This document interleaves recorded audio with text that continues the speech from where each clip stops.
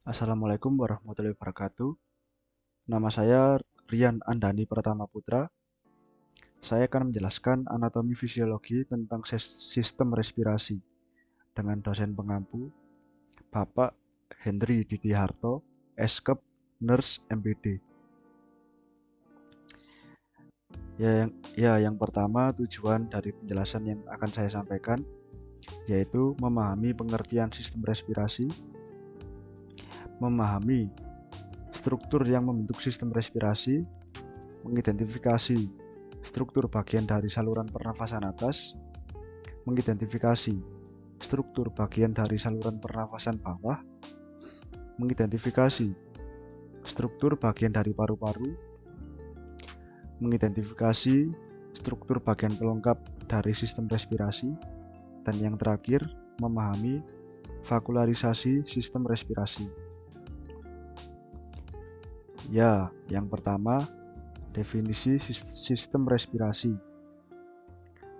Sistem respirasi adalah sistem yang membawa oksigen melalui jalan nafas ke alveoli, yang kemudian akan mengalami difusi ke darah untuk ditransportasikan. Adapun fungsi pernafasan, yaitu mengambil oksigen yang kemudian dibawa oleh darah ke seluruh tubuh atau sel-selnya untuk mengadakan metabolisme. Yang kedua, mengeluarkan karbon dioksida yang terjadi sebagai sisa dari metabolisme kemudian dibawa oleh darah ke paru-paru untuk dibuang. Dan yang terakhir, melembabkan udara. Ada dua struktur yang membentuk sistem respirasi, meliputi yang pertama, struktur utama yang terdiri dari saluran pernafasan atas, saluran pernafasan bawah, dan paru. Dan yang kedua, ada struktur pelengkap yang terdiri dari dinding dada, kosta, otot pernafasan, diafragma, dan pleura. Anatomi sistem pernafasan terbagi menjadi 3. Saluran pernafasan atas yang terdiri dari rongga hidung atau kafum nasi, paring, dan laring. Yang kedua ada saluran pernafasan bawah yang terdiri dari trakea, bronkus, dan bronkiolus. Yang ketiga ada paru-paru yang terdiri dari paru-paru itu sendiri dan alveoli. Ini adalah contoh gambar mengenai anatomi sistem pernafasan.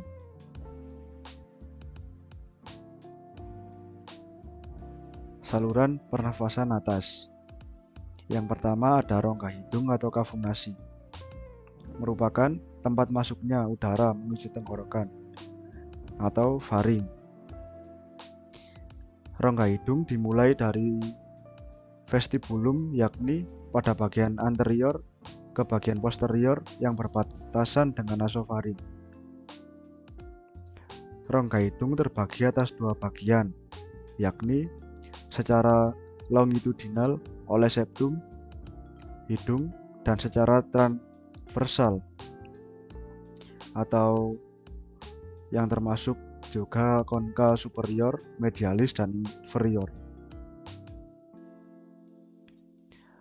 Rongga hidung itu sendiri terdiri atas vestibulum yang dilapisi oleh sel submukosa sebagai proteksi. Yang kedua ada rambut di dalam rongga hidung yang berperan sebagai penapis udara. Yang ketiga ada permukaan dinding lateralnya mengalami penebalan yang disebut dengan konka. Konka itu sendiri berfungsi sebagai proteksi terhadap udara luar karena strukturnya berlapis. Di samping penjelasan itu ada contoh gambar dari rongga hidung.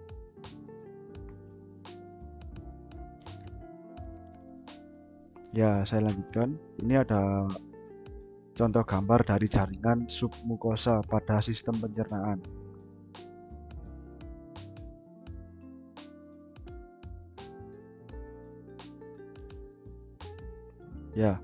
Jaringan submukosa pada sistem pencernaan.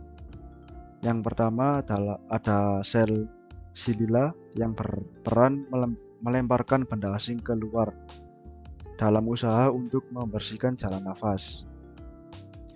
Ada juga pada atap rongga hidung terdapat mukosa olfaktorius yang mengandung sel-sel penciuman dan terhubung dengan saraf atau nervus olfaktorius. Itu ada contoh-contoh gambar dari sel sinila dan di dalam rongga hidung itu sendiri. Ya, selanjutnya saya akan menjelaskan tentang sinus atau paranasalis. Dalam sinus terdapat 4 rongga yang terhubung ke rongga hidung yang disebut dengan sinus paranasalis. Sinus paranasal sendiri terdiri dari yang pertama ada sinus frontalis di tengah dahi. Yang kedua ada sinus ethmoidalis di antara mata. Yang ketiga ada sinus sphenoidalis, letaknya di belakang rongga hidung. Dan yang terakhir ada sinus maxillaris, letaknya di tulang pipi. Keempat sinus tersebut dilapisi oleh mukosa yang memproduksi lapisan lendir. Mukosa sinus merupakan lanjutan mukosa rongga hidung, sehingga radang pada rongga hidung dapat menjalar ke sinus atau yang bisa disebut dengan sinusitis. Yaitu contoh gambar dari anatomi sinus ya, bisa dilihat di samping penjelasan. Ya, selanjutnya fungsi hidung yang terdiri dari yang pertama sebagai jalan nafas, pengatur udara, pengatur kelembapan udara atau humidifikasi, sebagai pengatur suhu, sebagai pelindung dan penyaring udara, dan yang terakhir sebagai indera pencium dan resonator suara. Ya, selanjutnya saya akan menjelaskan tentang faring. Faring bagian belakang dari rongga hidung dan rongga mulut. Berarti faring terletak di bagian belakang dari rongga hidung dan rongga mulut. Bentuk faring seperti tabung corong dan sebagai jalannya udara dan makanan. Faring juga merupakan tempat persimpangan antara jalan pernafasan dan jalan makanan. Yang ketiga, faring sendiri sebagai bagian di mana pemisahan antara makanan dan udara terjadi. Yang keempat, faring terdapat di bawah dasar tenggorokan, di belakang rongga hidung dan mulut setelah depan ruas tulang leher. Faring memiliki fungsi yang pertama menyaring udara oleh rambut getar atau silia. Yang kedua ada menyeimbangkan tekanan udara. Yang ketiga ada sebagai tempat rangsangan bersin terjadi untuk mengeluarkan benda asing. Ya, artikel tersebut dikutip dari Tambayong tahun 2001. Ya, selanjutnya faring. Faring sendiri terdiri dari 3 bagian. Yang pertama nasofaring atau bagian yang berbatasan dengan rongga hidung. Yang kedua ada orofaring yang terletak di bagian yang berbatasan dengan rongga mulut. Yang ketiga ada laryngofaring yang terletak di bagian yang berbatasan dengan laring. Itu di samping penjelasan ada gambar dari faring dan bagian dari faring tersebut ada nasofaring, orofaring, dan laryngofaring. Ya, yang pertama saya akan menjelaskan tentang nasofaring. Nasofaring adalah bagian atas tenggorokan yang terletak di bagian hidung. Yang kedua, nasofaring berbentuk seperti sebuah kotak berongga dan terletak di bagian lunak atap mulut atau soft palate dan terletak di belakang hidung. Nasofaring juga berfungsi untuk melewatkan udara dari hidung menuju ke tenggorokan, yang akhirnya sampai ke paru-paru. Itu ada contoh gambar dari nasofaring ya.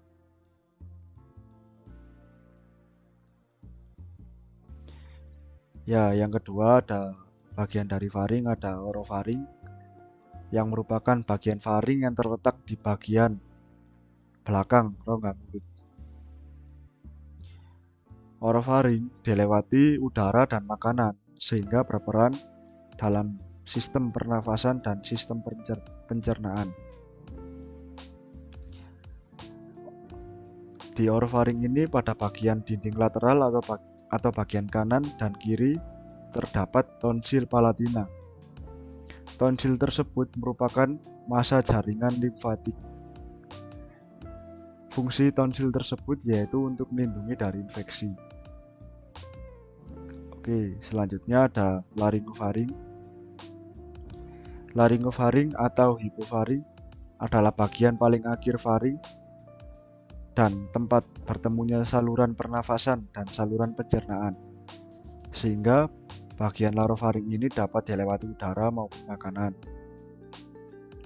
Pada bagian ini terdapat pita suara dan epiglotis atau katu pangkal tenggorokan atau trakea. Saat menelan makanan, epiglotis menutupi laring sehingga makanan tidak masuk ke dalam tenggorokan. Namun juga bisa sebaliknya, pada waktu bernafas, epiglotis akan membuka sehingga udara masuk ke dalam laring, kemudian menuju ke tenggorokan atau trakea. Ya, yang kedua ada laring. Laring adalah bagian dari saluran pernafasan bagian atas yang merupakan suatu rangkaian tulang rawan yang berbentuk corong dan terletak setinggi vertebra cervicalis 4-6. Itu ada contoh gambar dari laring ya teman-teman.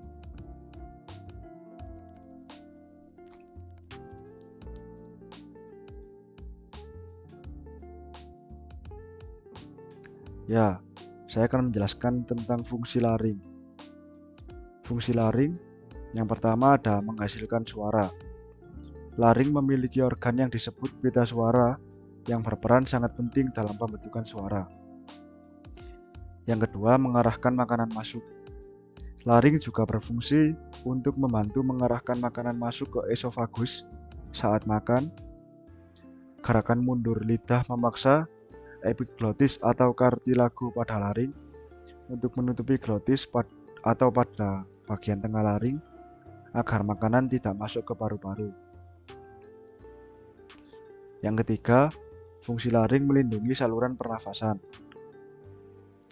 Di bagian pangkal laring terdapat epiglotis yang berfungsi sebagai katup pangkal tenggorokan. Fungsi dari katup pangkal tenggorokan yakni membuka dan menutup trakea atau saluran pernafasan. Yang keempat, sebagai penghubung faring dan trakea. Yang kelima, sebagai proses respirasi. Selama proses pernafasan, beberapa bagian pita suara akan terbuka. Nah, ini contoh gambar dari epiglotis dan faring.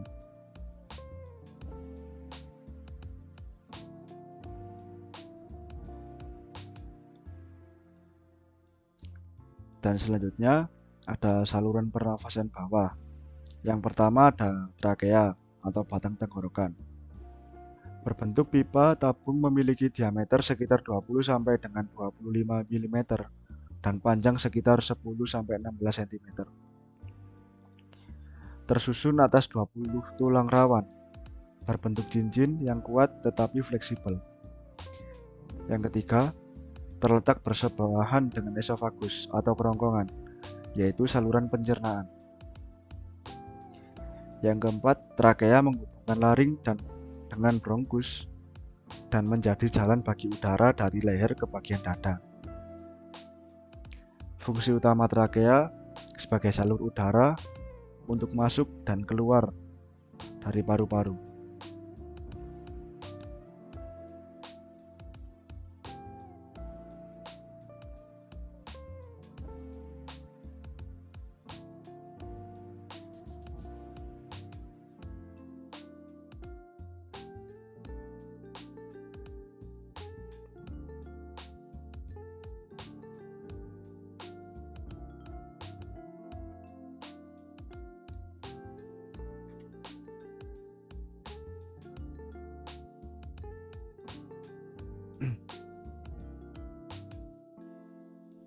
Ya, ini ada contoh gambar trakea ya teman-teman.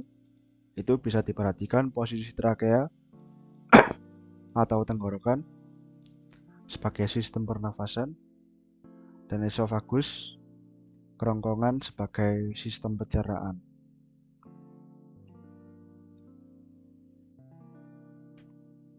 Ya, yang kedua, saluran pernafasan bawah ada bronkus. Bronkus merupakan cabang batang tenggorokan atau trakea yang terbagi menjadi dua bagian, yaitu bronkus kanan dan bronkus kiri. Fungsi utama bronkus adalah menyediakan jalan bagi udara yang masuk dan keluar dari paru-paru. Bronkus yang ke arah kiri lebih panjang, sempit dan mendatar daripada ke arah yang kanan. Bronkus kanan akan bercabang menjadi 3 bronkiolus, sedangkan bronkus kiri bercabang menjadi 2 bronkiolus. Dinding bronkus terdiri dari 3 lapisan, yaitu yang pertama ada jaringan ikat, otot polos, dan jaringan epitel. Seperti pada trakea, perbedaannya adalah bahwa dinding trakea jauh lebih tebal, dan cincin tulang rawan pada bronkus tidak berbentuk lingkar sempurna. Dan yang terakhir, struktur lapisan bronkus sama dengan trakea.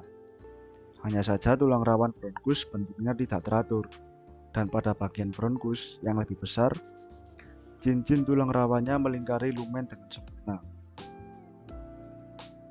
Ya, ini adalah contoh gambar dari bronkus.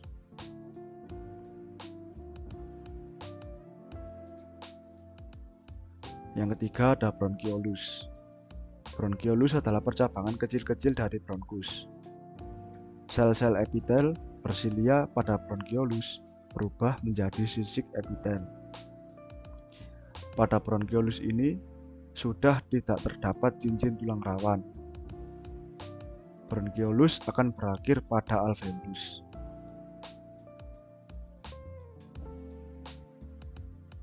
Ya, yang keempat ada paru-paru.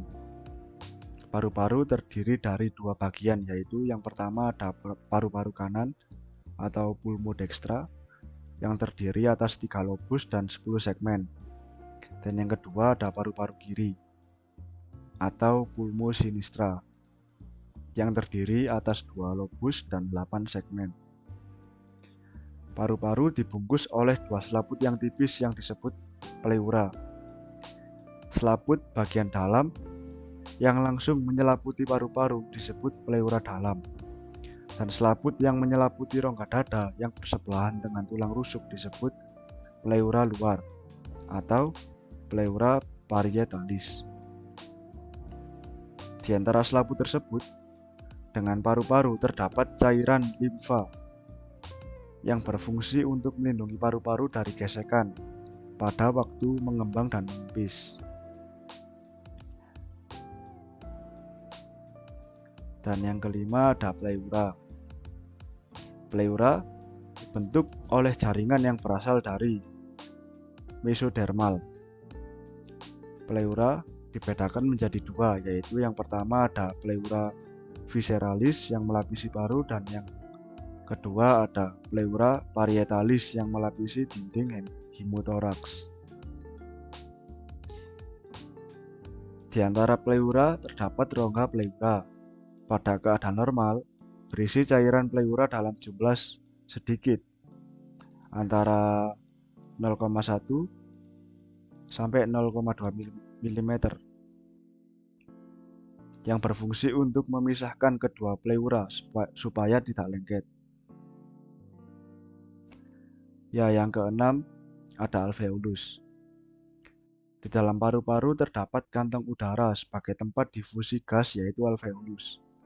Permukaan alveolus dilengkapi kapiler darah sehingga memungkinkan terjadinya difusi gas. Yang kedua, merupakan saluran akhir dari sistem pernafasan. Alveolus berupa gelembung-gelembung udara. Pada bagian alveolus ini terjadi pertukaran oksigen dari udara bebas ke sel-sel darah dan karbon dioksida dari darah ke udara bebas. Pertukaran ini terjadi secara difusi yang berhubungan dengan kapiler-kapiler darah. Pada paru-paru terdapat kurang lebih 300 juta alveolus. Ya, di bawah ini adalah contoh gambar dari alveolus.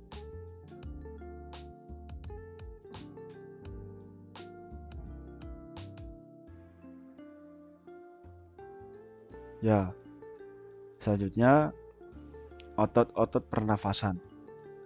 Otot-otot pernafasan terdiri atas otot skelet. Yang pertama ada otot inspirasi utama yang terdiri dari musculus intercostalis interna. Yang kedua ada musculus intercartilaginous parasternal. Yang ketiga ada otot diafragma.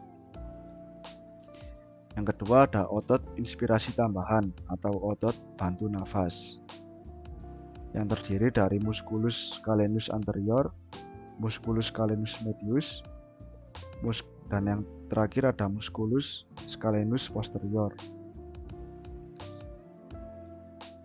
Saat nafas biasa, ekspirasi tidak memerlukan kegiatan otot, cukup daya elastisitas baru.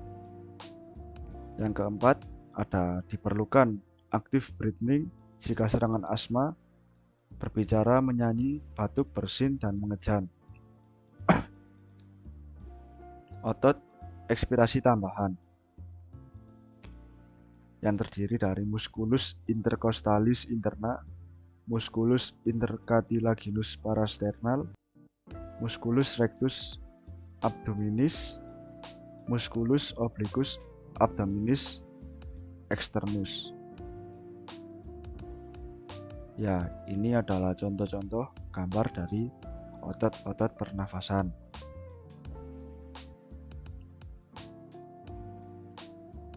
Ya, selanjutnya ada diafragma.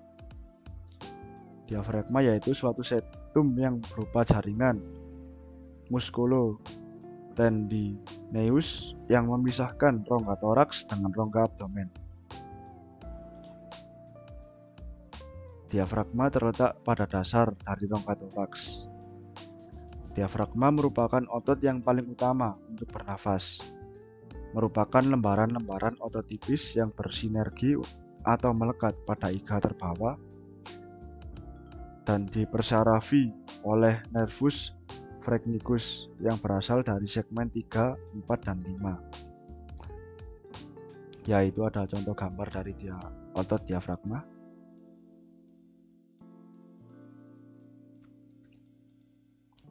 Ya, dan yang terakhir, vaskularisasi.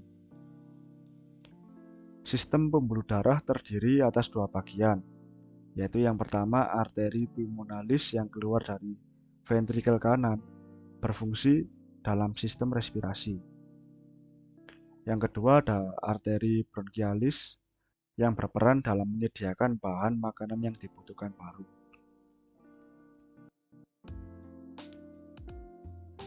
Oke, terima kasih. Itu penjelasan dari saya tentang sistem respirasi. Kurang lebihnya mohon maaf.